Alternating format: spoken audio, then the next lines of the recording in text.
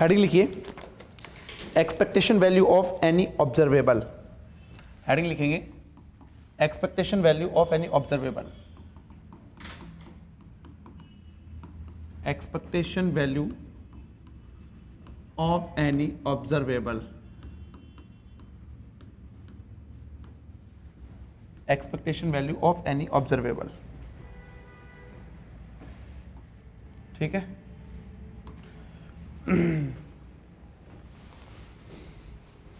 तो आपके पास मान लो कोई एक ऑब्जर्वेबल है, ऑपरेटर है ए कैप, इसका मुझे एक्सपेक्टेशन वैल्यू निकालना है, तो कैसे निकालूंगा भाई?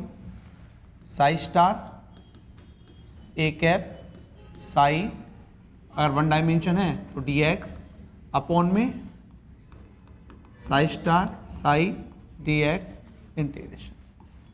नोट कर लीजिएगा, ठीक। हाँ यस, लिमिट हमारे पास ऑल स्पेस होगा, यस ऑल स्पेस।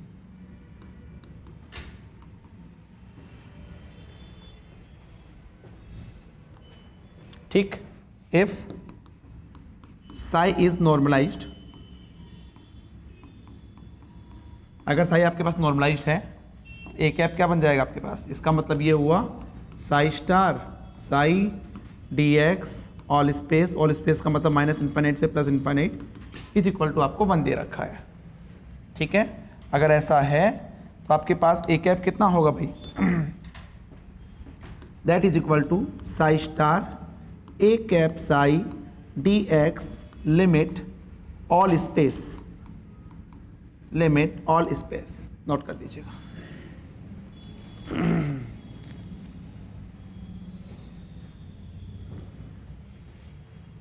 ठीक, लिखिए, some operator in position space,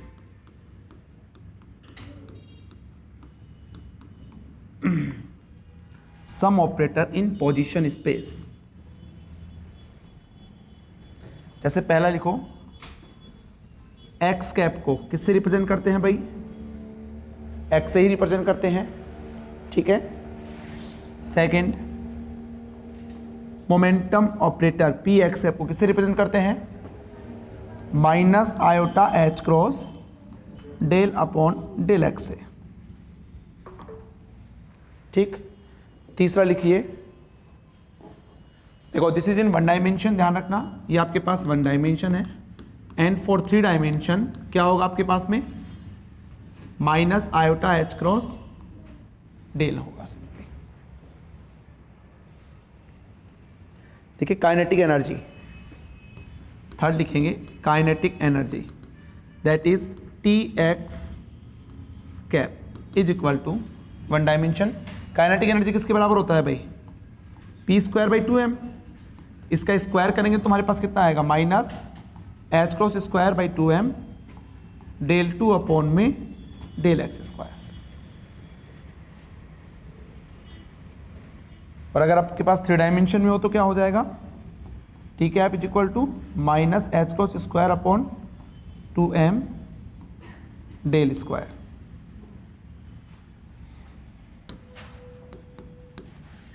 fourth लिखिए, टोटल एनर्जी ऑपरेटर,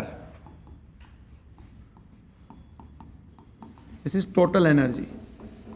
अगर मुझे इसके ऑपरेटर के फॉर्म में लिखना है तो कैसे लिखूंगा?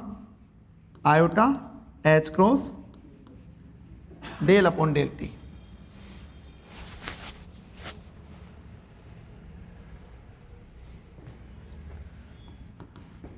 Velocity operator V X cap क्या होगा? P बराबर एम वी होता है, तो V बराबर P बाई एम, ये हो जाएगा minus iota H cross divided by M del upon में डेल एक्स। 3 डायमेंशन में क्या कर दोगे? वहां पे डेल कर देना बस। चलिए, ये क्वेश्चन पूछा हुआ था आर सेट में।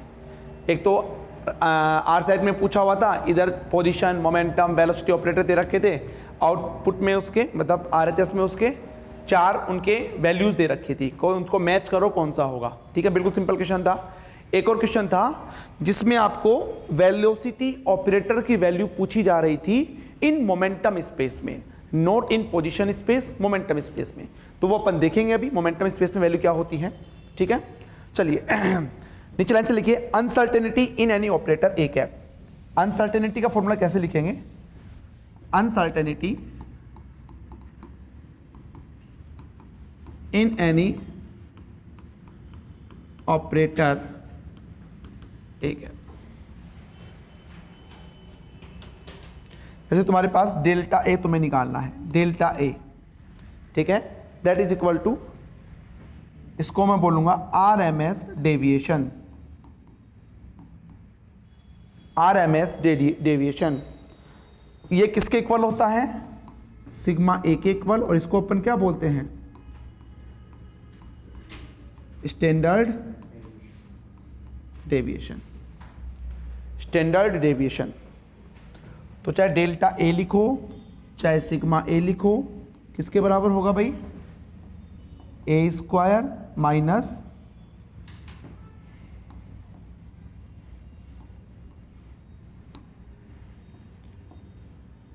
ए स्क्वायर माइनस एक्सपेक्टेशन वैल्यू ए का स्क्वायर और इसका अंडर रूट। ध्यान रखना है, रिमेंबर, आगे क्वेश्चन में काम में आ सकता है। लिख लो मीन स्क्वायर डेविएशन,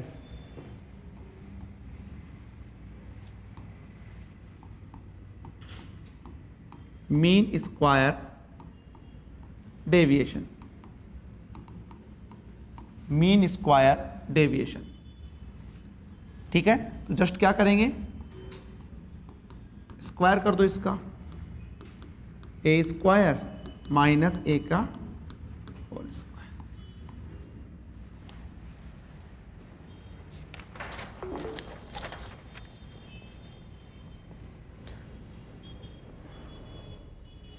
एक होता है तुम्हारे पास डेविएशन, ओनली डेविएशन, वो लिख लो। डेविएशन होता है आपके पास में A cap minus average of ए। ये किसको रिप्रेजेंट करेगा? डेविएशन को रिप्रेजेंट करेगा।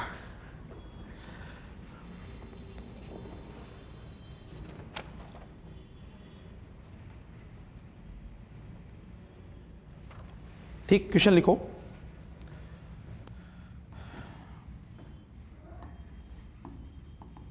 Calculate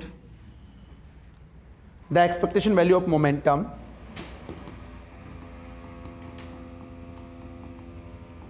the expectation value of momentum and momentum px, ऐसे लिख लो, px and px square for a particle whose function is defined as, for a particle whose wave function is defined as, whose wave function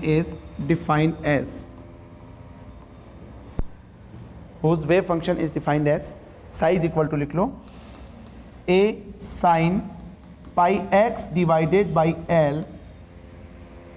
ये आपके पास कब है? जब 0 से l है, otherwise आपके पास 0 है, 0 अदरवाइज, 0 अदरवाइज। जल्दी से कैलकुलेट करो भाई ये।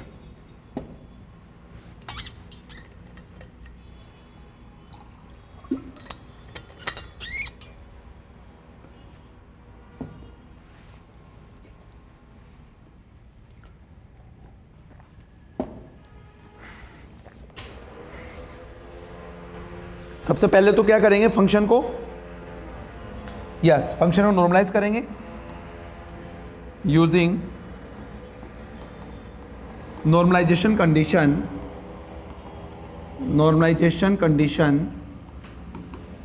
यानी कि Sai star psi D x limit 0 से l इज इक्वल टू 1। कर लोगे इसको?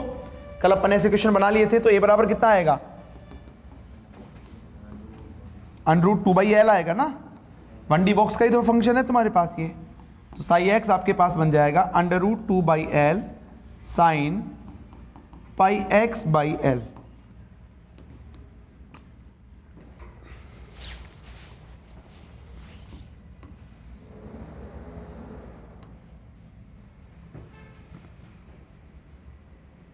नेक्स्ट करो इसका एक्सपेक्टेशन वैल्यूज निकालो, पी एक्स स्क्वायर एक बार।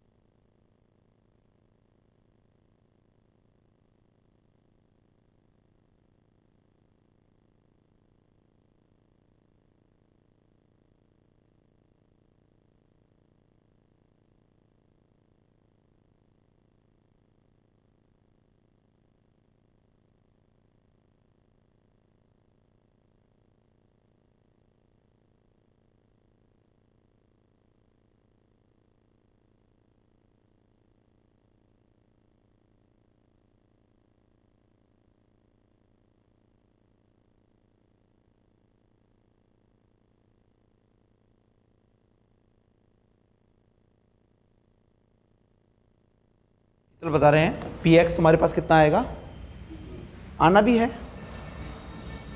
क्यों आएगा, यस। देखो यहाँ से अपन अगर पी एक्स कैप निकालेंगे, एक बार आपको निकालना है, भले ही तुम्हारे पास जीरो आता है, Sai star P X cap psi D x limit 0 to L, ठीक है। तो ये तुम्हारे पास कितना हो जाएगा, √2/L √2/L 2/L हो जाएगा।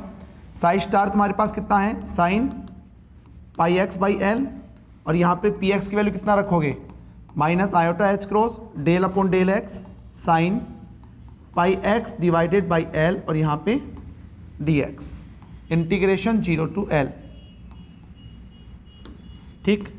2/L minus iota H cross भी बाहर आ जाएगा, और इसका जब एक्स के रेस्पेक्ट में होगा तो पाई बाई एल बाहर आ जाएगा, और ये क्या बचेगा, sign pi X by L, और ये कोस pi X by L.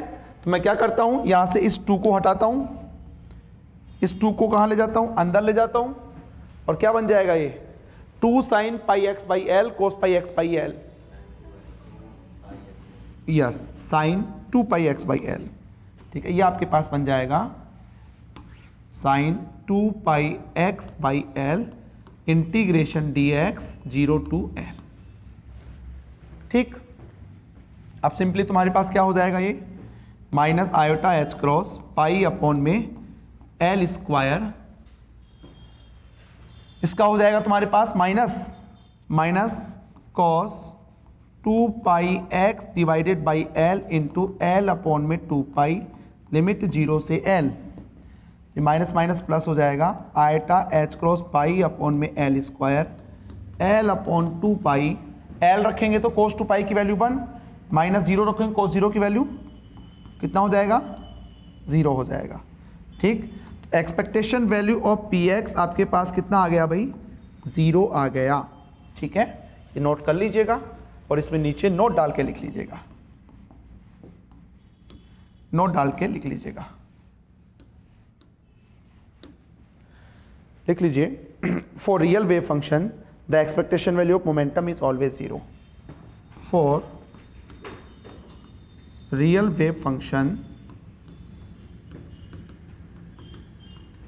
The expectation value of momentum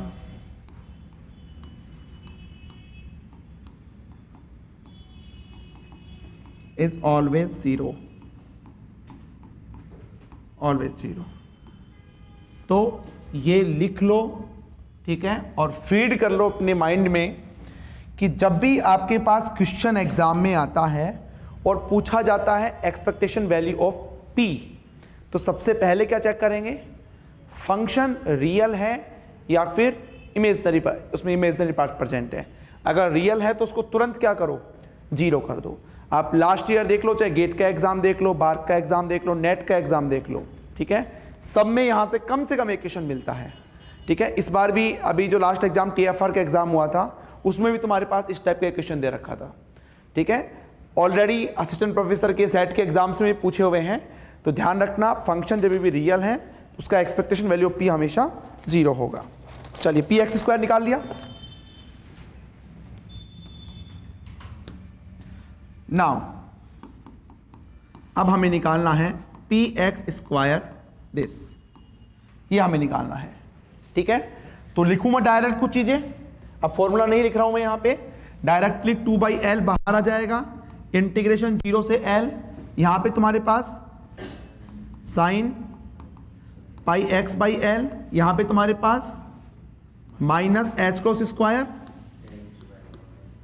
और यहां पे साइन πx/L dx, ठीक।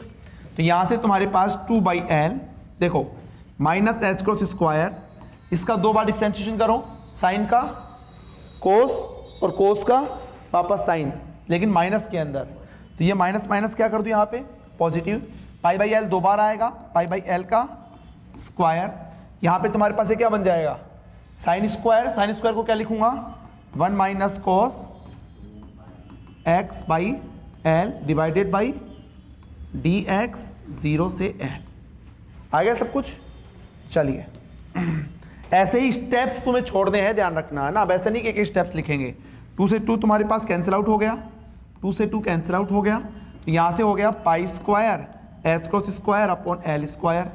इसका कितना होगा भाई, किया इसने किसने सोल्व, इसकी वैल्यू L आएगी तुम्हारे पास है, नियास, हाँ ठीक है, यहाँ पे तुम्हारे पास L³ आएगा और इसको सोल्व करोगे तो L आएगा, ठीक है, क्योंकि ये तुम्हारे पास मिल जाएगा Px² π² h² अपॉन में L², क्योंकि मैं ये देखा कि अगर यहाँ पे L² है तो डायमेंशन ही मैच नहीं होगी, फिर तो L से L कट जाएगा, तो है ना। अब ठीक है, ये तुम्हारे पास फाइनली आंसर आएगा, π² h² अपॉन में L²। देख लो शीतल, ये फाइनली आंसर आएगा तुम्हारा, आ रहा है h² अपॉन 4L², ये नहीं आएगा भाई, this is the final answer, ठीक। अब देखो इधर देखो, अगर मेरे पास क्वेश्चन ऐसा होता जैसा कि था भी क्वेश्चन, इसको नोट थोड़ी कर रहे हो, अगर मेरे पास क्वेश्चन ऐसा होता जैसा था भी, psi is equal to a sine πx divided by L, और x आपके पास कहाँ से कहाँ तक वेरी कर रहा है, 0 से L, और डायरेक्टली आपसे क्या पूछता, Px², ठीक है। ये फंक्शन नॉर्मलाइज नहीं है, ये फंक्शन तुम्हारे पास नॉर्मलाइज अभी नहीं है, ठीक है। तो ऐसे केसेस में मुझे पता है मुझे इसका 2 बार क्या करना पड़ेगा, डिफरेंशिएट करना पड़ेगा ना, 2 बार मुझे डिफरेंशिएट करना पड़ेगा, ठीक है। तो ऐसे केसेस में कभी भी मैं पहले नॉर्मलाइजेशन कांस्टेंट नहीं निकालूंगा, उसके बाद में इसको सोल्व डायरेक्ट ऐसे नहीं करूंगा, मैं डायरेक्टली सोल्व करूंगा, क्योंकि मुझे पता है ऊपर और नीचे मेरे पास क्या आने वाला है, सेम आने वाला है। समझ में आ रहा है, कहने का मतलब जो Px² जब आप निकालोगे तो इसको कैसे निकालते हो, फॉर्मूला लेते हो ना, psi star Px² psi dx 0 to L upon में psi star psi dx 0 to L, ऐसे लिखते हो ना। तो कुछ नॉर्मलाइज मत करो, देखो इसका जब 2 बार डिफरेंशिएट करेंगे इसकी वैल्यू रखी जाएगी यहाँ पे, इसमें क्या बाहर आएगा, माइनस h² बाहर आएगा, ठीक है। अब जब इसको 2 बार डिफरेंशिएट करेंगे, अच्छा मोड a² भी बाहर आएगा क्या, ठीक है, नीचे भी मोड a² क्या आएगा, तो नीचे तो तुम्हारे पास क्या बचेगा, sine square πx/L dx limit 0 to L, नीचे तो ये बचेगा। ऊपर तुम्हारे पास जब इसका 2 बार डिफरेंशिएट करोगे तो आपके पास एक बार करोगे साइन का कोस, दोबारा करोगे तो माइनस क्या हो जाएगा, प्लस हो जाएगा। यहाँ पे 2 बार करोगे तो π/L का स्क्वायर क्या आएगा, अंदर तुम्हारे पास फिर बचेगा sine square pi X by L D x. कैसे है तुम्हारे पास? सेम है। ये भी क्या है तुम्हारे पास? तो डायरेक्ट क्या आ गया तुम्हारे पास में? Pi square H square upon में एल स्क्वायर। कोई इंटीग्रेशन नहीं करना पड़ा। तो ये तुम्हें थोड़ा सा दिमाग में रखना पड़ेगा कि अगर तुम्हारे पास मान लो डिफरेंशिएशन दो टाइप का हो रहा है, या तुम्हें लग रहा है कि ऊपर और नीचे तुम्हारे पास क्वांटिटी इक्वल होगी, तो उस केस में हम इंटीग्रेशन से बच जाएंगे। इंटीग्रेशन हमें नहीं करना पड़ेगा, डायरेक्टली तुम्हारा आंसर आ जाएगा। ठीक है, चलिए नोट कर लीजिएगा इसको, करना चाहो तो, नहीं तो फिर आगे चलते हैं।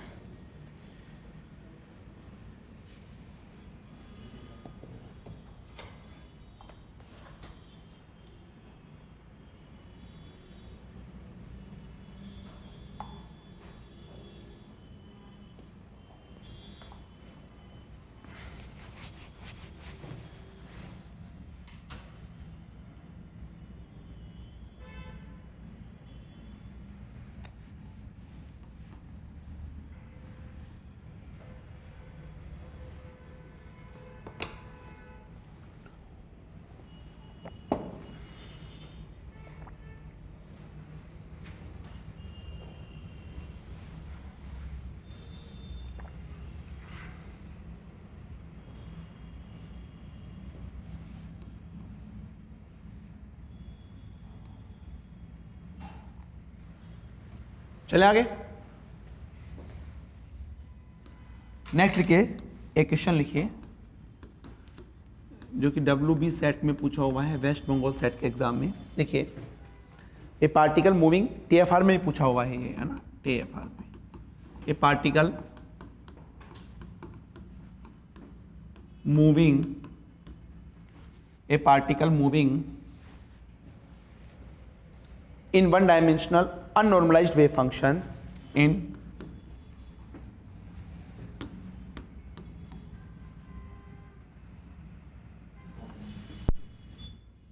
one dimensional unnormalized wave function, unnormalized wave function psi x is equal to x e to the power minus x square by lambda, x square upon lambda square। Normalised नहीं है।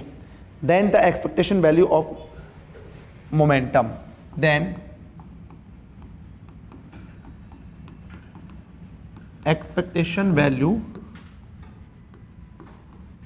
ऑफ मोमेंटम इज इफ, आपको ये दे रखा है lambda is equal to lambda star. Option A लिखो, h cross square upon lambda exponential minus x square upon lambda square. Option B लिखो, h cross square upon lambda e to the power minus x by lambda. Option C लिखिए, h cross square upon lambda square. Option D लिखिए 0।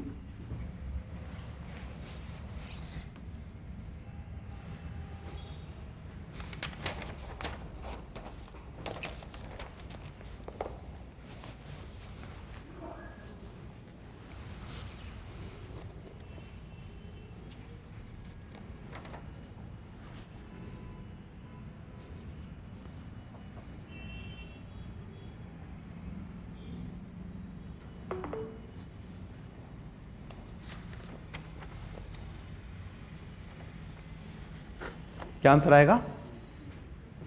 ठीक, अब कुछ करने की जरूरत नहीं है तुम्हारे पास में, डायरेक्टली तुम्हारे पास में 0 इज द राइट आंसर। क्यों? क्योंकि तुम्हारे पास जब भी एक्सपेक्टेशन वैल्यू ऑफ मोमेंटम पूछे, सबसे पहले तुम्हें देखना है इस वेव फंक्शन को। ठीक है, इस वेव फंक्शन तुम्हें साफ साफ क्या दिख रहा है? अगर मैं यहाँ पे इसका कॉम्प्लेक्स कॉन्जुगेट लेता हूँ तो वापस किसके बराबर आएगा? साई एक्स, बिकॉज एक्स यहाँ पे तो कुछ है नहीं इमेजनरी पार्ट, और लैम्डा भी तुम्हें क्या दे रखा है? कोई रियल कांस्टेंट है। तो सीधी सी बात है, ये रियल फंक्शन है, और रियल फंक्शन का एक्सपेक्टेशन वैल्यू ऑफ मोमेंटम कितना होता है? 0 होता है। ठीक है, तो यहाँ पे करना थोड़ा आसान है, क्योंकि यहाँ पे हम एक पर्टिकुलर सब्जेक्ट पढ़ रहे हैं, उस सब्जेक्ट में पर्टिकुलर टॉपिक पढ़ रहे हैं, और अभी अभी जस्ट पढ़ा है expectation value of momentum real function के लिए क्या होता है? 0। लेकिन एग्जाम में हमारा एकदम से ध्यान नहीं जाता है वहां पे, है ना। तो बस ये दिमाग में बिठाओ, जब भी एक्सपेक्टेशन वैल्यू ऑफ मोमेंटम पूछा जाए तो सबसे पहले चेक करो फंक्शन रियल है या इमेजिनरी है। चलिए नेक्स्ट लिखिए क्वेश्चन, नेक्स्ट लिखिए, if psi is equal to, if psi is equal to A E to the power minus M omega by 2h cross X square, then expectation value of, then expectation value of x cap is, expectation value of x cap is क्या होगा?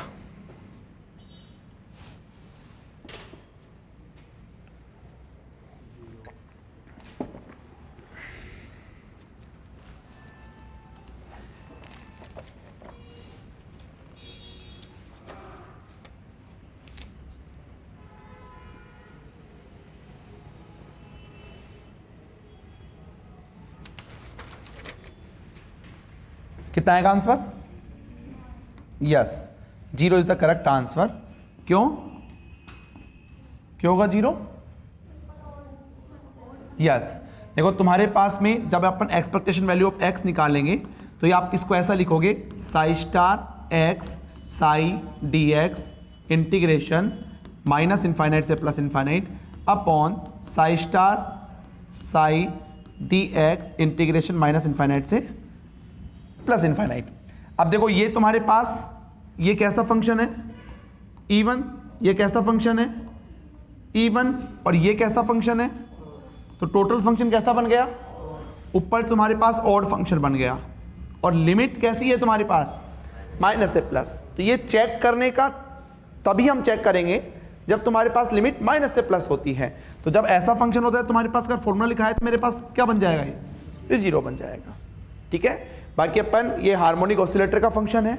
जब अपन harmonic oscillator पढ़ेंगे तो अपन directly देखेंगे कि हमारे पास जो x है, x क्यूब है, x5 है, इसकी वैल्यू क्या होती है तुम्हारे पास?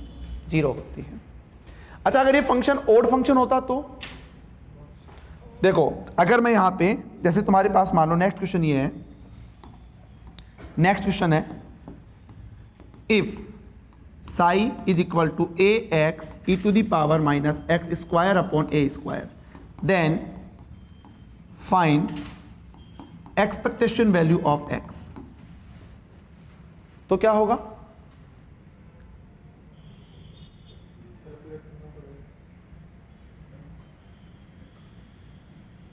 करो तो कैलकुलेट।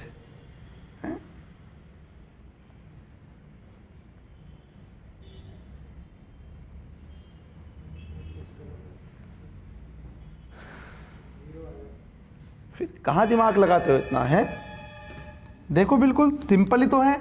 अब मैंने मान लो इसको ओड बना दिया, ओड इंटू ओड तो क्या होने वाला है भाई? इसका जब आप एक्सपेक्टेशन वैल्यू ऑफ एक्स लिखोगे तो आपके पास psi star x psi D x minus infinite से प्लस इन्फाइनाइट अपॉन नीचे तुम्हारे पास आएगा। अभी भी क्या है? ये वाला ओड है, ओड है ना साई तो तुम्हारे पास। ये वाला क्या है और ये वाला क्या है? Odd into odd. ये वाला तो हमेशा इवन ही बनाएगा ना, चाहे इवन लो चाहे ओड लो, साई तो हमेशा क्या बनाएगा? इवन ही बनाएगा। एक्स मल्टीप्लाई हो रहा है ओड से तो तुम्हारे पास टोटल क्या बनेगा? ओड बनेगा। तो आंसर कितना आएगा? ये तो पता है ना, फंक्शन ये हमेशा मल्टीप्लीकेशन होता है ना। तो odd into odd, odd even, और इवन इंटू ओड, ओड। तो तुम्हारे पास टोटल ओड ही बनेगा, 0 हो जाएगा। ठीक है।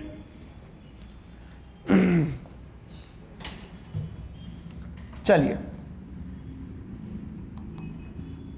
एक क्वेश्चन लिखिए जल्दी से, फिर अपन आगे टॉपिक में चलते हैं। लिखिए,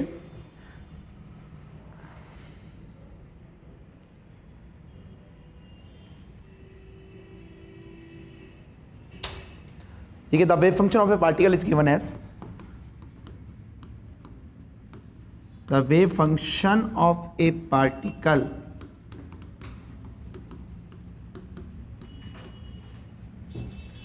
is given as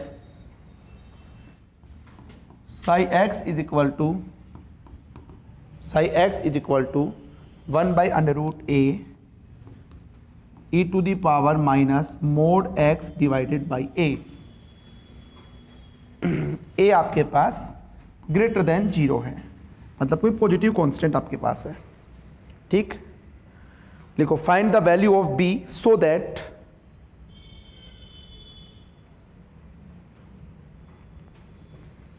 find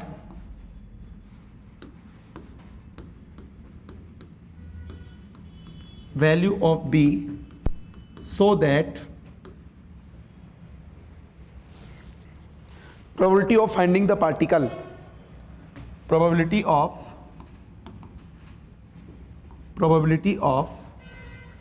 finding the particle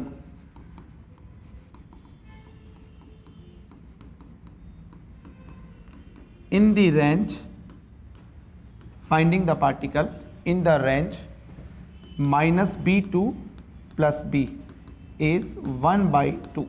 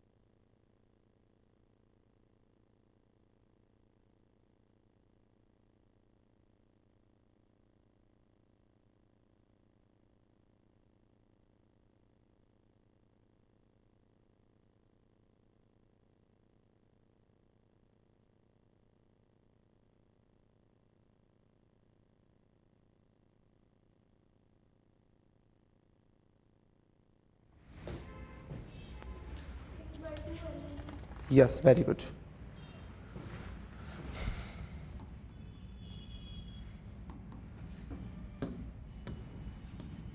इतना टाइम क्यों लग रहा है भाई? सबसे पहले चेक करेंगे फंक्शन नॉर्मलाइज है या नहीं है। तो है या नहीं है कर लोगे चेक वो, ठीक है। सिंपली तुम्हें psi star psi D x limit क्या लगाओगे, लिमिट क्या लगाओगे इसमें, माइनस इनफाइनाइट से plus infinite is equal to, ये चेक करना है तुम्हें, ठीक है। तो यहां से तुम्हारे पास देखो ये तो 1/a बाहर आ गया, ये बन गया e to the power minus x/a, लिख सकता हूं ऐसे बिकॉज ये तुम्हारे पास इवन फंक्शन ही बनेगा ना। और यहां पे तुम्हारे पास dx लिमिट माइनस इनफाइनाइट से प्लस इनफाइनाइट, ठीक है। तो इसको कैसे ओपन करेंगे? ओपन करने का तरीका √π/a वाले से है ना। तो देखो तुम्हारे पास कैसे ओपन होगा भाई ये, नहीं वो फॉर्मूला तो लगेगा ही नहीं ना। इसको तुम्हारे पास 2 ले लो, यहाँ पे 2 ले लो, और ये हो जाएगा 0 से a e⁻⁻2x/a dx, ठीक। तो यहाँ से तुम्हारे पास हो जाएगा 2/a 1/n, यानी कि 1/1 m + 1/n। तो 0 + 1/n कितना हो जाएगा है? अच्छा डायरेक्टली, अच्छा सॉरी, ये फॉर्मूला तो लगेगा ही नहीं ना, ये 0 से a थोड़ी है, ये 0 से इनफाइनाइट है।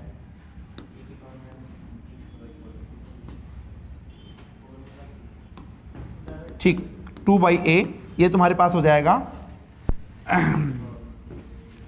e⁻⁻2x divided by a upon में -2 डिवाइडेड बाई a। तो 2/a से 2/a कैंसिल आउट हो गया, ये -1 बचेगा। यहाँ पे लिमिट 0 से इनफाइनाइट रखोगे तो 0 -1 तुम्हारे पास +1, मतलब नॉर्मलाइज है, इक्वल 1 के इक्वल आ रहा है, ठीक है। नाउ अब तुम्हें क्या दे रखा है? तुम्हें दे रखा है ψ dx लिमिट -b से +b इज इक्वल टू 1/2, ये दे रखा है। अब इसको सिंपली सोल्व कर लो। तो ψ वही तुम्हारे पास क्या आ जाएगा 1/a, ये इवन फंक्शन बनेगा, 2 को बाहर ले लेना, लिमिट 0 से b लग जाएगी, e⁻⁻2x/a dx is equal to 1/2, ठीक है। यहाँ से 2/a इंटू, इसको ओपन कर लो, e⁻⁻2x/a अपॉन में लिमिट 0 से b इज इक्वल टू 1/2। तो यहां से देखो तुम्हारे पास क्या आ जाएगा, ये कैंसिल आउट हो जाएगा। यहाँ पे -1/2 को उधर ले जाना, मतलब माइनस उधर चला जाएगा, b रखोगे तो कितना हो जाएगा e⁻⁻2b/a, x की जगह b रखोगे तो -1, यही आएगा। माइनस को उधर ले गए अपन, ठीक है। अब देखो यहाँ पे इस 1 को उधर ले जाओ तो कितना हो जाएगा e⁻⁻2b/a इज इक्वल टू ये +1 यानी कि 1/2। अब इसको उल्टा कर दो तो e⁻2,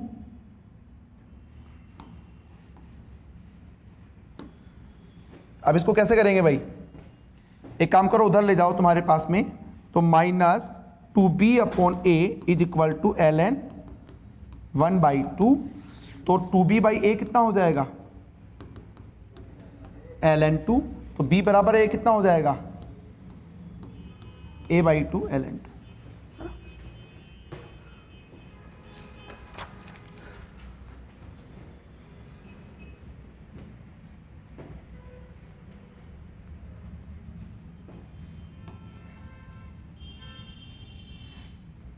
ठीक,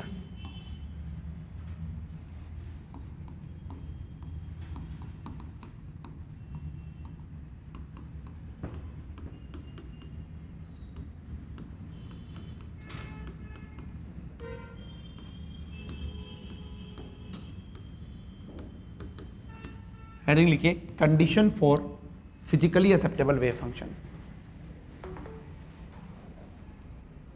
condition for physically acceptable wave function, ठीक है। इसको फिजिकली एडमिसिबल भी बोलते हैं, वेव फंक्शन भी बोला जाता है, या फिर वेल बिहेव्ड वेव फंक्शन भी इसको बोला जाता है, वेल बिहेव्ड वेव फंक्शन। चलिए लिखिए, इसके अंदर कुछ कंडीशंस होती हैं, लिखो। पहले लिखो wave function psi, wave function psi must be finite. Wave function psi जो है वो फाइनाइट होना चाहिए फॉर एक्सेप्टेबल वेव फंक्शन के लिए। Second condition, psi must be single valued.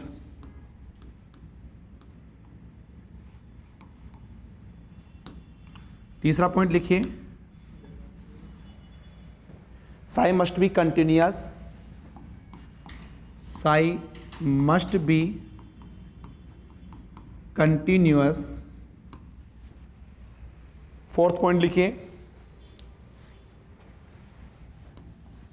Del psi upon del x, या डेल वाई बोल दो या फिर डेल जेड बोल दो, है ना। Must be finite, continuous and single valued.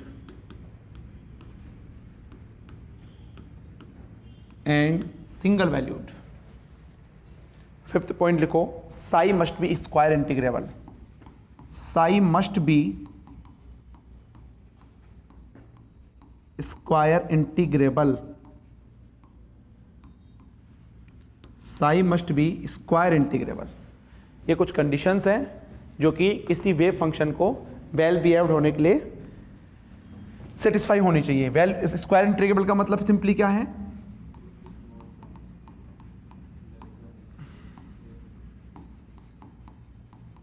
Is equal to finite. ये तुम्हारे पास फाइनाइट है, ठीक।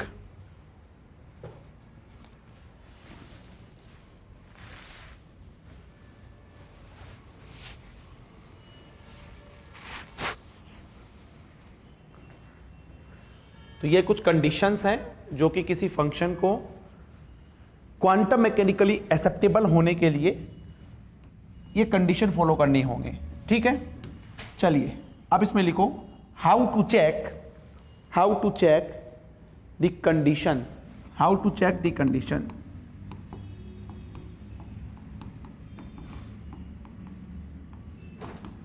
ये कंडीशन को कैसे चेक करेंगे, ठीक है। कंडीशन तो सबको याद रहती है, लेकिन चेक करना जरूरी, चेक करना आना चाहिए भाई।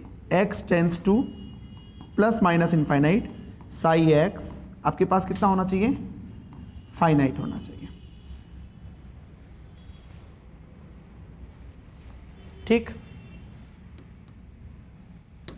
एग्जाम्पल देखो, मान लो तुम्हारे पास psi x is equal to e to the power k x है, ठीक है, और इस तरह से डिफाइन आपके पास। तो क्या ये क्वांटम मैकेनिकली एक्सेप्टेबल है? क्या ये wave function quantum mechanically acceptable है या नहीं है?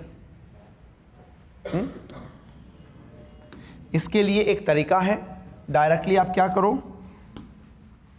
करो, इसका ग्राफ ड्रॉ कर लो, ठीक। सिंपली ये x हो गया और ये क्या हो गया, साई हो गया। कैसा ग्राफ है, e to the power plus K X कैसे बनता है, सिंपली ऐसे बनता है तुम्हारे पास। अगर पूरा लिमिट होता माइनस इनफाइनाइट से प्लस इनफाइनाइट, तो क्या इनफाइनाइट पे फाइनाइट आता, इनफाइनाइट पे फाइनाइट नहीं आता, तो डिफाइन नहीं होता, ठीक है। अभी तुम्हारे पास क्या है, अभी तुम्हारे पास देखो ये क्वेश्चन में दे रखा है कि आपके पास में माइनस इनफाइनाइट से जीरो ही डिफाइन होना चाहिए, इधर वैल्यू डिफाइन नहीं होनी चाहिए, ठीक है। तो ये तुम्हारे पास इधर का वैल्यू हटा दो, तो ये आपके पास कुछ इस तरह से आ जाएगा दिस। तो देखो ये फंक्शन माइनस इनफाइनाइट से जीरो में हर वैल्यू पे कैसा आ रहा है, फाइनाइट आ रहा है, that's why this is acceptable wave function, ठीक है। अब क्या ये बाउंड स्टेट है, क्या ये बाउंड स्टेट को शो करेगा, क्यों नहीं करेगा,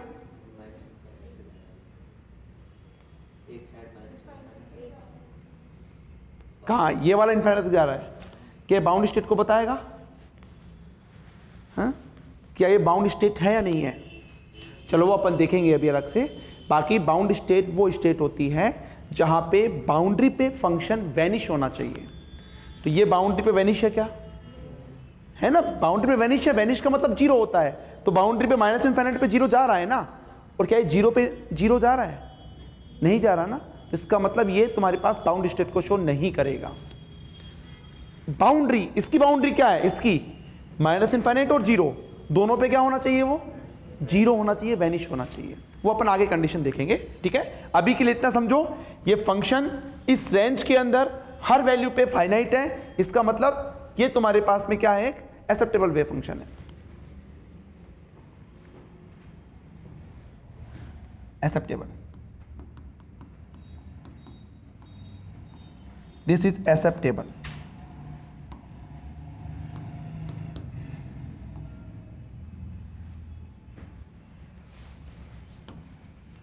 ठीक, बाकी आप डायरेक्टली रख सकते हो ना, यहां पे लिमिट क्या करोगे, limit x tends to minus infinite रख के देखना, e to the power kx, तो e की पावर माइनस इनफाइनाइट क्या होता है, जीरो, टेंस टू जीरो, ये फाइनाइट वैल्यू है, और limit x tends to zero रख के देखना, e to the power kx, ये कितना आएगा 1, ये भी फाइनाइट वैल्यू है। ये तो मैंने ग्राफ से डायरेक्टली मेथड बताया है आपको कि आप डायरेक्टली चेक कर सकते हैं।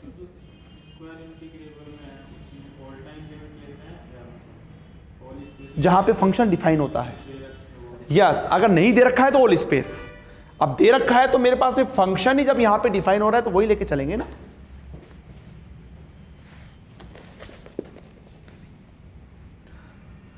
सेकंड पॉइंट देखो, हम चेक कर रहे थे कि इन पॉइंट्स को कैसे चेक किया जाता है ना, how to check. Second point लिखो इसके अंदर, देखो, for single valued independent value of X, for single value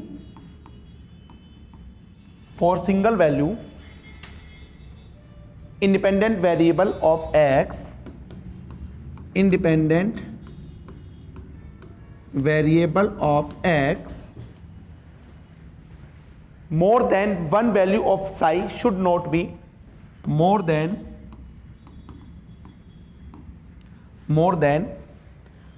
one value of psi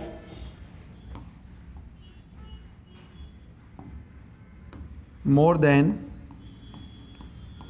one value of psi should not present।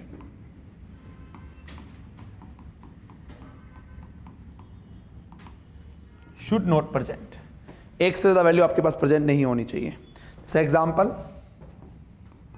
मान लो आपके पास psi is equal to plus minus 2x है, psi is equal to plus minus 2x है, ठीक है। मतलब कुछ इस तरह का तुम्हारे पास दे रखा है, तो एट, मान लो फॉर एग्जांपल मैं x बराबर 1 पे वैल्यू पूछूं साई की, तो कितनी आएगी तुम्हारे पास, प्लस माइनस 2 आ गई ना। तो this is not a single valued, ये आपके पास सिंगल वैल्यूड नहीं होगा, ठीक है, ठीक है, ये आपके पास सिंगल वैल्यूज नहीं होगा, ठीक है, क्योंकि 8x की एक वैल्यू पे तुम्हारे पास साई की कितनी वैल्यूज आ रही है, 2 वैल्यूज आ रही है, तो तुम्हारे पास में ये नहीं होगा। तो ये this is not a single value, not a single value, not a single value.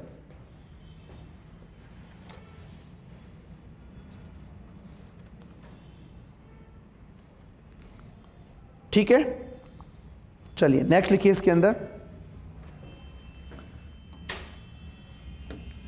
Next लिखिए, तीसरा लिखिए। देखो आपके पास मान लो कोई ग्राफ दे रखा है, ये साई है, ये एक्स है, और कुछ इस तरह का ग्राफ है,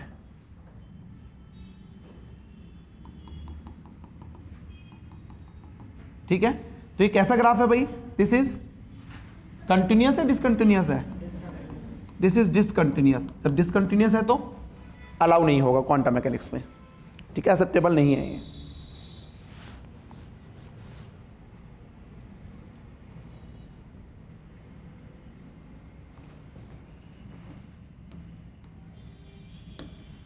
नेक्स्ट लिखो, नेक्स्ट पॉइंट लिख लो, आपके पास कुछ इस तरह का ग्राफ दे रखा है, this is x, this is Sai, इस तरह का दे रखा है, क्यों, पीक आ रहा है तो क्या होगा, हैं, पीक आता है तो क्या होता है, यस, पहली चीज तो इस पे सिंगल वैल्यू नहीं है ना, क्यों, यस, देखो पहली चीज तो यहां पे तुम्हारे पास सिंगल वैल्यूज नहीं है, ठीक है, इस वैल्यू पे ये वैल्यू भी आ रही है और ये वैल्यू भी आ रहा है। दूसरा, जब भी आपको पीक मिलता है इसका मतलब मैं इसके ऊपर इनफाइनाइट नंबर ऑफ क्या ड्रॉ कर सकता हूँ, टेंजेंट ड्रॉ कर सकता हूँ। यही होता है। एक तो तुम्हारे पास सिंपल ऐसे मान लो ऐसा ग्राफ चल रहा है, इस तरह का ग्राफ चल रहा है, तो इसके हर एक पॉइंट पे तुम्हारे पास क्या होगा, एक ही डायरेक्शन होगी, ठीक है। लेकिन जब पीक आता है इसका मतलब उसके ऊपर इनफाइनाइट नंबर ऑफ टेंजेंट मैं ड्रॉ कर सकता हूँ, ठीक है। तो इसका जो फर्स्ट डेरिवेटिव होगा वो कंटिन्यूअस नहीं मिलेगा आपको। तो लिख लो इसके अंदर नीचे लाइन से लिख लो, here infinite number of slope can be draw, here infinite number of slope can be drawn, can be drawn. So first derivative is not continuous, so first derivative is not continuous, so first derivative is not continuous. तो acceptable तुम्हारे पास नहीं होगा, कुछ इस type का, ठीक। Next example मान लो तुम्हारे पास कुछ इस टाइप का है,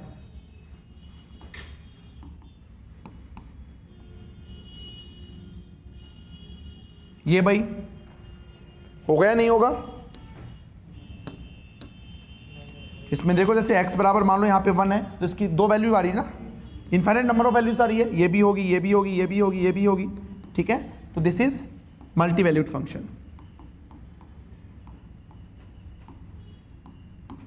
multi valued function, so not acceptable, not acceptable.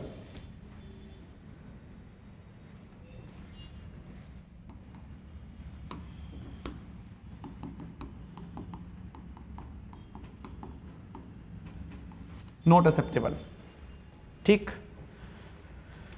चलिए क्वेश्चन लिखिए, क्वेश्चन लिखेंगे।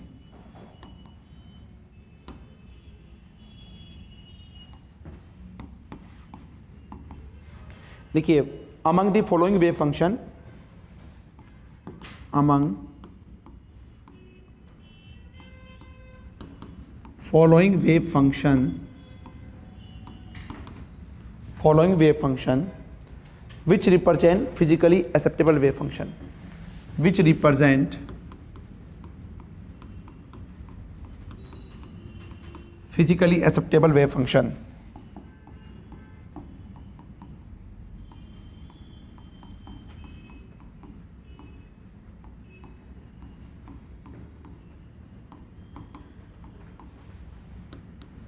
physically acceptable wave function। पहला लिखो, फर्स्ट लिखो 3 sin पाई x, ठीक। सेकेंड लिखो 4 माइनस मोड x। तीसरा लिखो प्लस माइनस √5x। फोर्थ लिखिए e⁻ माइनस लैम्डा x। इसमें से कौन सा फिजिकली एक्सेप्टेबल है?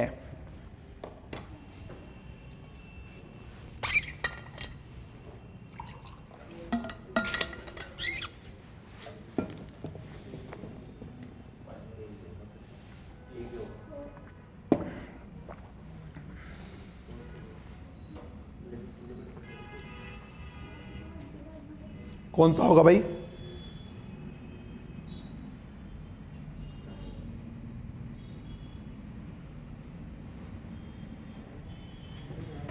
हाँ जी, कौन सा होगा? फर्स्ट होगा। इसका स्क्वायर इंटीग्रेबल चेक करना।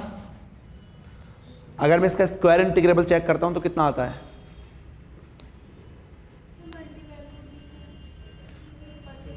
Three sign pi x. क्या है आपके पास? मल्टी वैल्यूड कैसे होगा? इसका देखो एक बार, इसका कैसे बनेगा तुम्हारे पास? जस्ट ग्राफ बना लो। 4x बराबर 0 रखोगे तो 4, और प्लस x का ग्राफ कैसा बनता है? ऐसे बनता है। तो माइनस x का कैसे बनेगा? उल्टा। कहां से स्टार्ट होगा? यहां से। तो यहां पे तुम्हारे पास क्या आ रही है? पीक आ रही है तो सीधी सी बात है एक्सेप्टेबल नहीं होगा, ठीक है। बाकी x बराबर प्लस इनफाइनाइट माइनस इनफाइनाइट रखेंगे तो भी नहीं होगा। ग्राफ बनाओगे तो आसान रहेगा थोड़ा सा, ठीक है।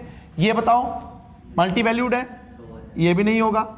ये तुम्हारे पास इसका ग्राफ बनाओ e to the power minus X, step से बनाया था तो माइनस इनफाइनाइट पे कहाँ जा रहा है, इनफाइनाइट जा रहा है, तो ये भी नहीं होगा। ये बताओ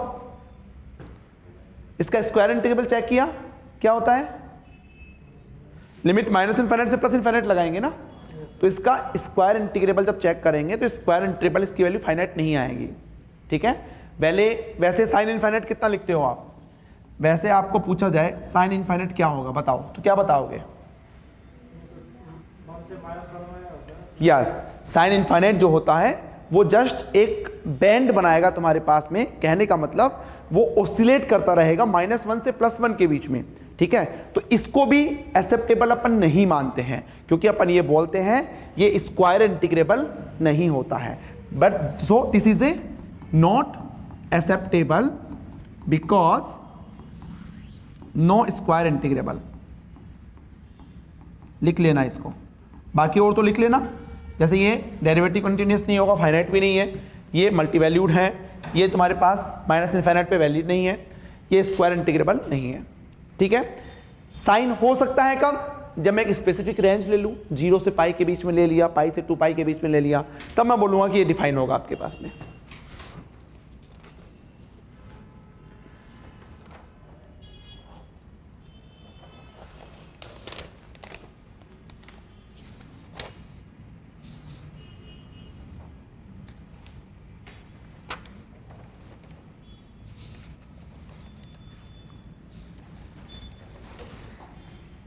चले आगे।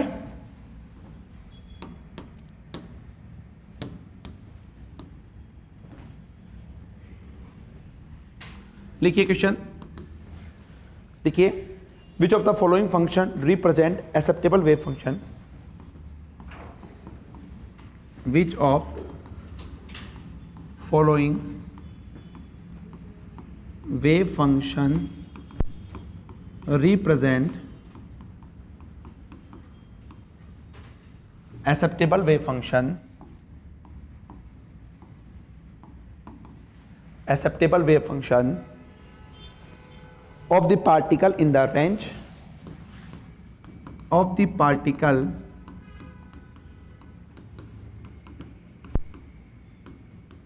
in the range minus infinite to plus infinite, minus infinite to plus infinite।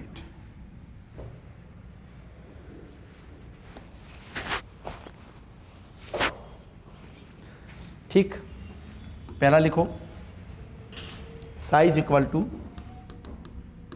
a tan x, दूसरा लिखिए psi is equal to b cos x, तीसरा लिखिए साइज इक्वल टू इधर लिख देता हूं मैं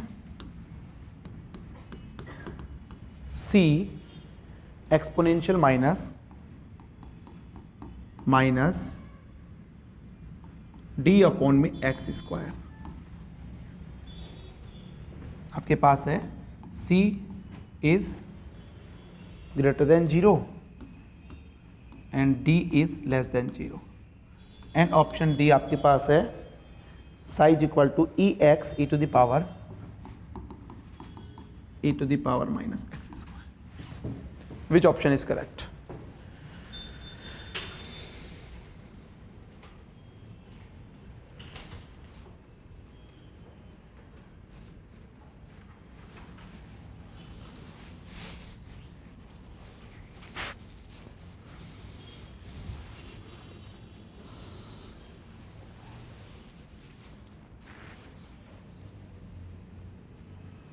अच्छा क्वेश्चन है भाई, देखिए इसमें से कौन सा ऑप्शन आपके पास होगा।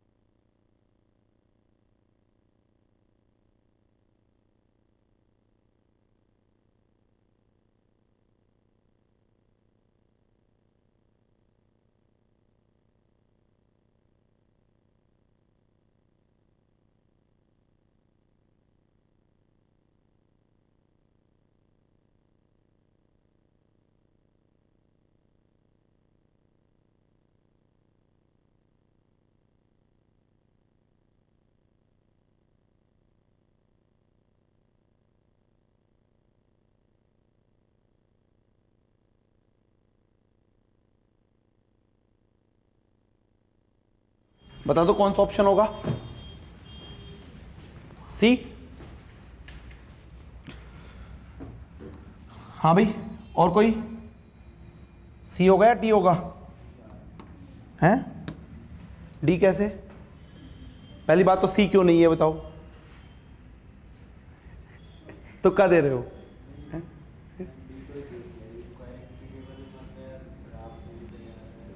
सबसे अच्छा तरीका है आप ग्राफ ड्रॉ कीजिएगा, ठीक है?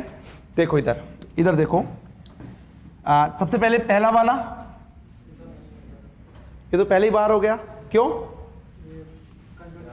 कंटिन्यूस नहीं होता है ना, दिस इज डिसकंटिन्यूस। अब जिसने ग्राफ थ्योरी पढ़ी है उसको पता है, टेन का ग्राफ ऐसा कुछ बनाया होगा मैंने, हैं?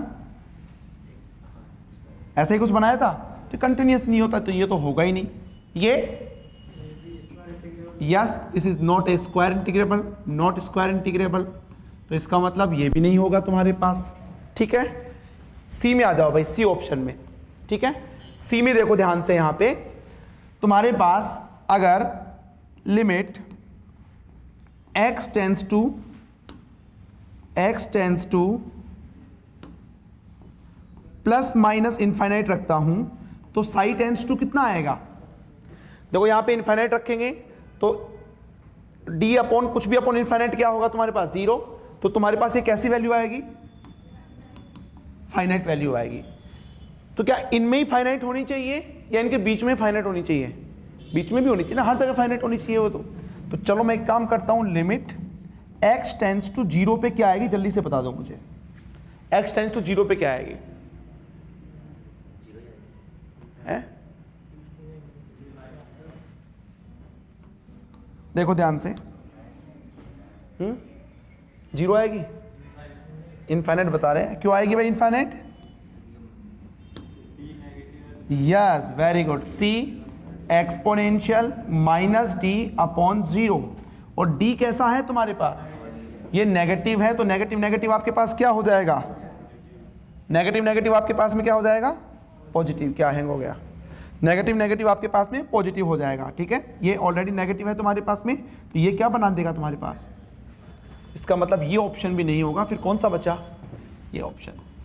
इसके लिए आप कुछ भी चेक कर सकते हो, बाकी मैंने बता रखा है, आप कोशिश करो ग्राफ ड्रॉ करने की, ठीक है? इसका ग्राफ जब ड्रॉ करोगे, देखो यहाँ पे x साई, ठीक है? तो लो वैल्यू पे नेचर किसका आएगा? x का। x का ग्राफ कैसा बनता है?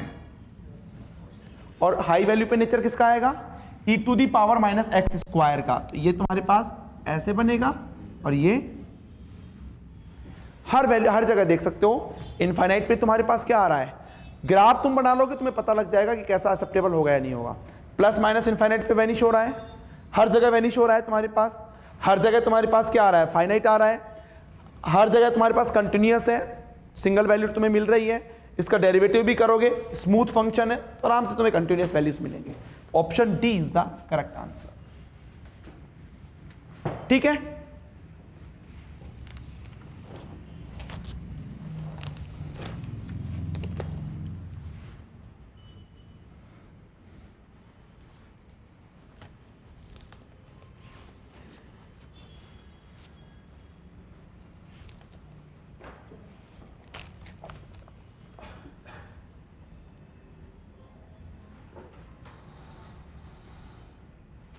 चलो एक क्वेश्चन और लिखते हैं।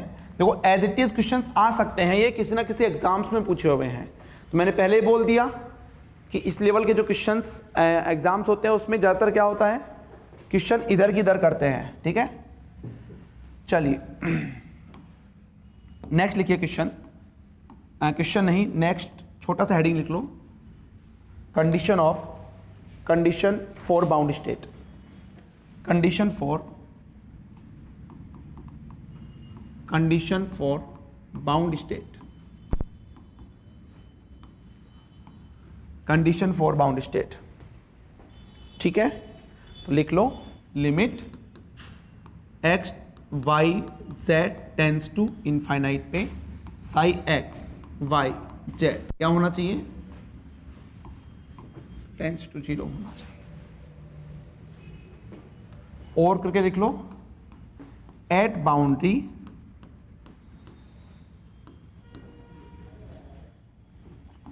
wave function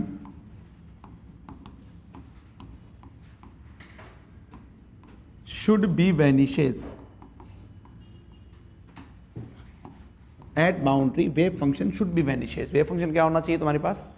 0 होना चाहिए, है ना, vanishes होना चाहिए. चलो एक क्वेश्चन लिखो जल्दी से. क्वेश्चन लिखिए. Bound state eigen function of an attractive finite range. Bound state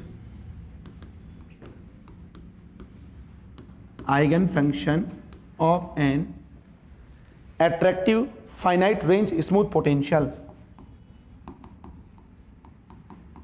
Attractive finite range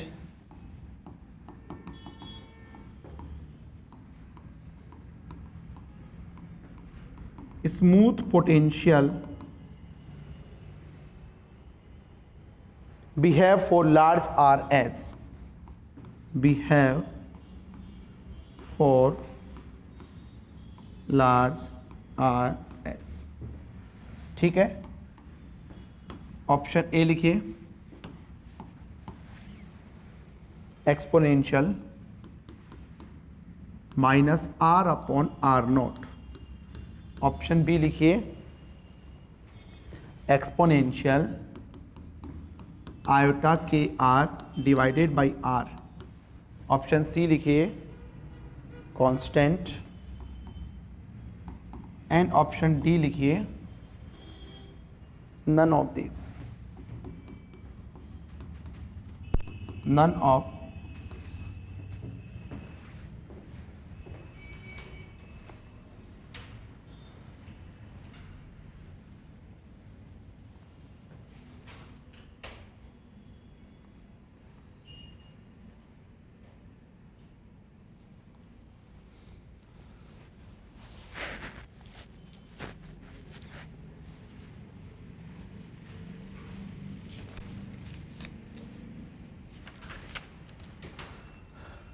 बताइए जल्दी से विच ऑप्शन करेक्ट.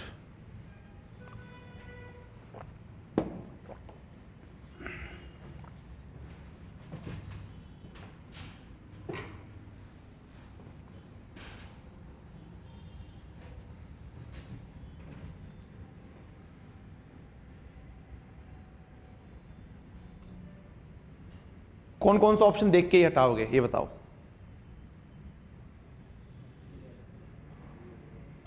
कौन सा ऑप्शन आप देखते ही हटा दोगे, रिमूव कर दोगे? हैं? सी तुम्हें दिख रहा है कांस्टेंट है, तो मतलब अगर आप मेरे पास में आर और साई आर का ग्राफ बनाऊं, आर ध्यान रखना ये पॉजिटिव रहेगी इसकी वैल्यू 0 से इनफाइनाइट, तो तुम्हारे पास कैसे बनेगा? सिंपली ये बनेगा. तो क्या बाउंड्री पे वैनिश हो रहा है? ये नहीं हो रहा ना, तो बाउंड्री स्टेट कहां से होगा? ये तो नहीं होगा.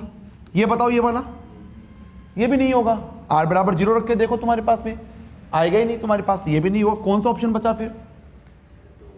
ए और डी, दो ऑप्शन बचे. क्या ये होगा तुम्हारे पास? नहीं होगा. हाँ, इसका ग्राफ कैसे बनेगा?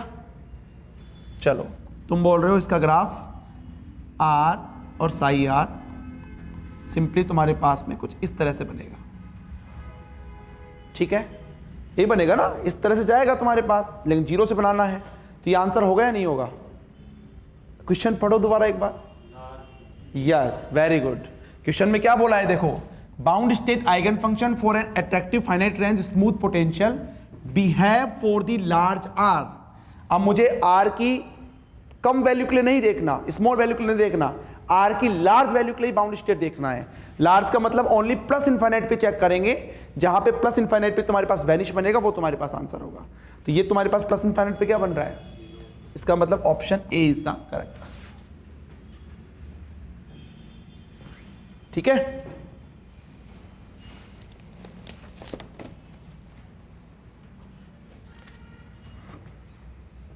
एज इट इज क्वेश्चन उठा के देंगे, ध्यान रखना.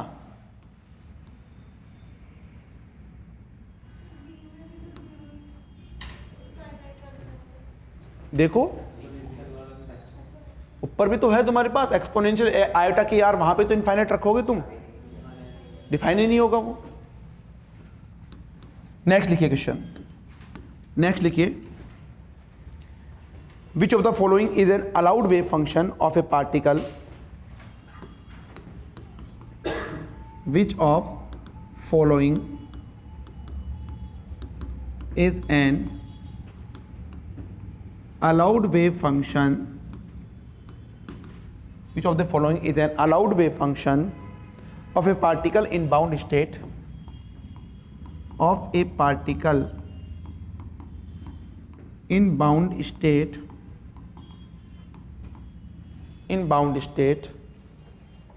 where n बराबर constant, n बराबर कांस्टेंट, ठीक है, and alpha beta greater than 0। Option A लिखिए, psi is equal to N exponential minus alpha r upon में आर क्यूब।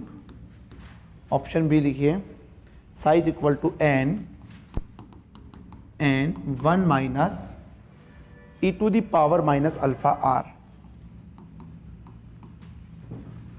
ऑप्शन सी लिखिए, psi is equal to N e to the power minus alpha x, N e to the power minus alpha x E to the power minus beta x square plus y square plus z square plus z square. Option D है, psi is equal to non zero constant for r is less than r और 0 for r is greater than equal to are.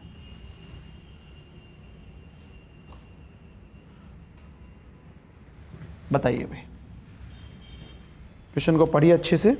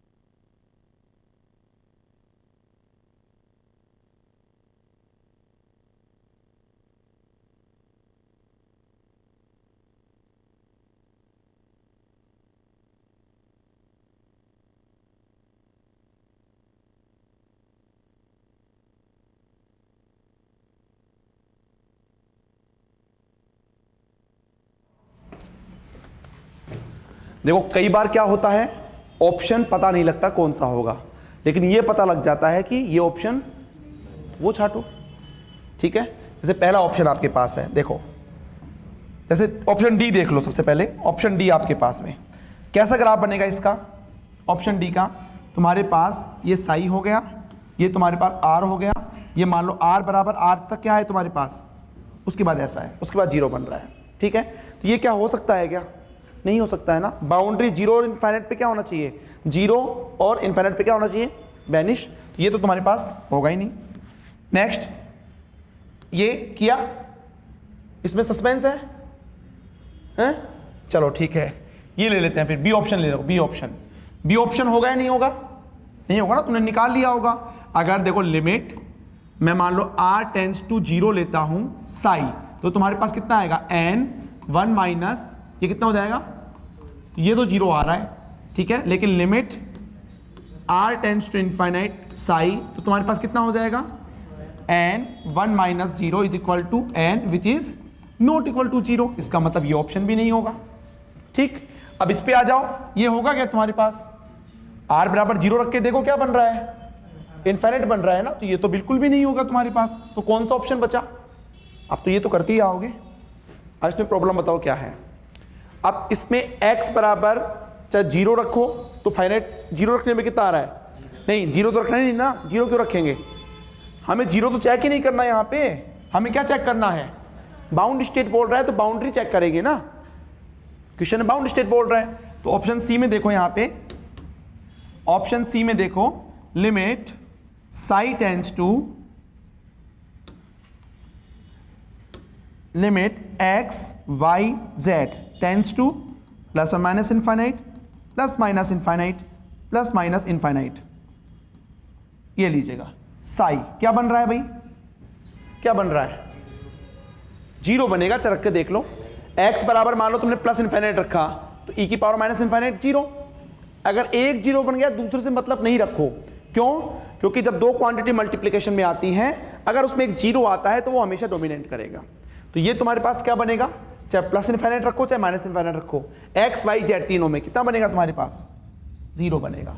इसका मतलब ये boundary पे vanish हो रहा है, that's why option C is the correct answer. कोई कंफ्यूजन है सर, ए में 0 रखे तो ए में 0 रखेंगे या नहीं, किसमें, ए ऑप्शन में, ए ऑप्शन में रख लो 0। ए ऑप्शन क्या है पहले तो ये देखो, ए ऑप्शन ये है ना तुम्हारे पास, रख लो इसमें 0। हाँ तो दोनों चेक करेंगे ना, 0 और इनफाइनाइट रख के देखें ना, बाउंड्री रख के देखेंगे। इनफाइनाइट पे तो 0 आएगा, इनफाइनाइट पे 0 आ रहा, 0 पे 0 पे नहीं होगा, फिर बाउंड स्टेट क्यों होगा फिर बाद में, इसमें माइनस इनफाइनाइट तो ले नहीं सकते हैं, किस पे, इसमें ये ऑप्शन है क्योंकि r 0 से, हाँ तो r तो 0 से इनफाइनाइट देखेंगे ना, ए ऑप्शन में तो r क्या देखोगे, 0 से इनफाइनाइट देखोगे, ठीक है। और बाकी ऑप्शन में तुम्हारे पास बाकी आ गया ना समझ में, ये तुम्हारे पास नोट कर लो इसको।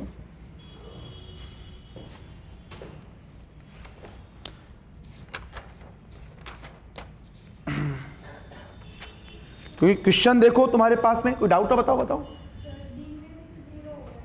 कहाँ पे, ठीक है यहां पे 0 हो गया, 0 पे क्यों नहीं देखना, नहीं नहीं मैंने ये बोला देखो साथ में और करके लिखवाया है, at boundary function should be vanish, तो यहाँ पे r डिफाइन है तो इसकी बाउंड्री क्या होगी r की, 0 से इनफाइनाइट, 0 और इनफाइनाइट इसकी बाउंड्री होगी। तो 0 पे भी 0 होना चाहिए और r पे भी 0 होना चाहिए, r पे 0 हो रहा है 0 पे 0 नहीं हो रहा है, इसका मतलब ये तुम्हारे पास में बाउंड स्टेट नहीं होगा।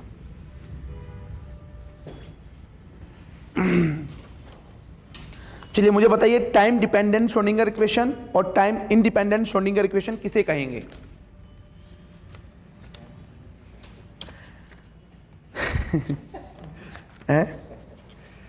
टाइम डिपेंडेंट और टाइम इंडिपेंडेंट श्रोडिंगर इक्वेशन हम किसे कहेंगे, बताओ जल्दी से। ऐसे होता है, उसमें RHS पार्ट 0 नहीं होगा, नहीं नहीं नहीं नहीं ऐसा नहीं होता। यस वेरी गुड, देखो कभी भी ये मत बता देना भाई, है ना, अगर आप असिस्टेंट प्रोफेसर का इंटरव्यू देने जा रहे हो और ऐसा बताओगे तो फिर बहुत ज़्यादा नेगेटिव इफेक्ट पड़ेगा। देखो सब कुछ डिपेंड किस पे करता है, पोटेंशियल के ऊपर, ठीक है।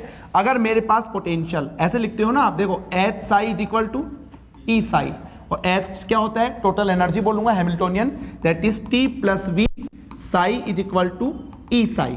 तो सब कुछ किस पे डिपेंड करेगा, इस पोटेंशियल पे।